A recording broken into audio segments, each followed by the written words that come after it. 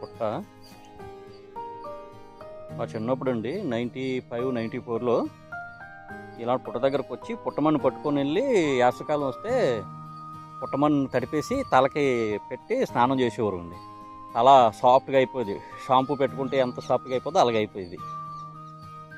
ఒక్కొక్కప్పుడు రెట్టసెట్ దగ్గరికి వెళ్ళి రెట్టకాయలు తెచ్చుకునేవారు అండి. రెట్టకాయలు అంటే అదే కుంకుడుకాయలు తెచ్చుకొని చితగొట్టుకుని స్నానం చేసేవారండి. ఆ టైంలో మాకు సబ్బులు ఇవి అంత లేదులేండి. సబ్బులు తెచ్చుకుని స్నానం చేసే అంత ఇది లేదు. అదొక సరదా. ఆ రోజులు మళ్ళీ రావు. అదొక ఆనందం. చెరుగొట్టు మంచి పరిగెట్టి వచ్చి నూతిలోకి ఎత్తేవాళ్ళు అండి. అలాగే పక్కన జామ చెట్టు కానీ ఏదైనా చెట్టు ఉంటే ఆ చెట్టు ఎక్కి చెట్టు మీద నుంచి ఈటి మొగ్గలు వేసేవారు అండి. ఈటి మొగ్గలు నూతిలోకి. ఆ రోజులన్నీ ఇప్పుడు రావులేండి. ఇప్పుడు వెళ్ళరు కూడా. ఇప్పుడు స్విమ్మింగే రాదు సగం మందికి, అదే ఈతయే రాదు. ఇప్పుడున్న జనరేషన్ పిల్లలకి కానీ ఇప్పుడున్న జనరేషన్ అబ్బాయిలకి కానీ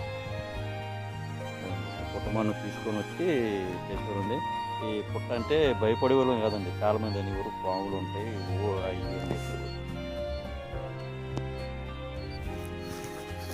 ఏ పాములు ఉండవండి చూడండి.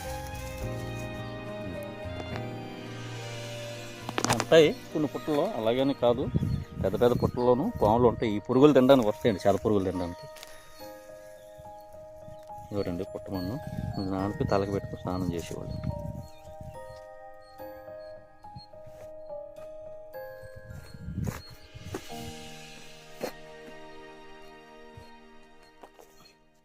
చూడండి ఇంకా చాలా పురుగులు ఉన్నాయి. ఇవి పెద్దవి వర్షానికి బయటకు వస్తాయండి. అప్పుడు రెక్కలు వచ్చి బయటకు ఎగురుతుంటాయండి.